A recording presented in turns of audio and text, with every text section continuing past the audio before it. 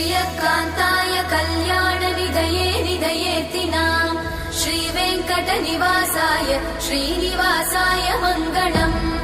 लक्ष्मी सविभ्रमालोकसुभ्रूविभ्रमचक्षुषे चक्षुषे सर्वलोकानां वेङ्कटेशाय मङ्गलम् श्रीवेङ्कटाद्रिशृङ्गाग्रमङ्गलाभरणाङ्गये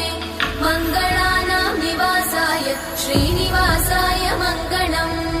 सर्वावयव सौन्दर्य सम्पदा सर्वचेतसां सदा सम्मोहनायास्तु वेङ्कटेशाय मङ्गलम्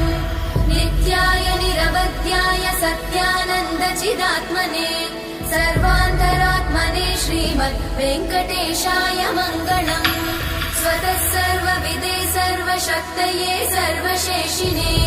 सुलभाय सुशीलाय वेङ्कटेशाय मङ्गलम्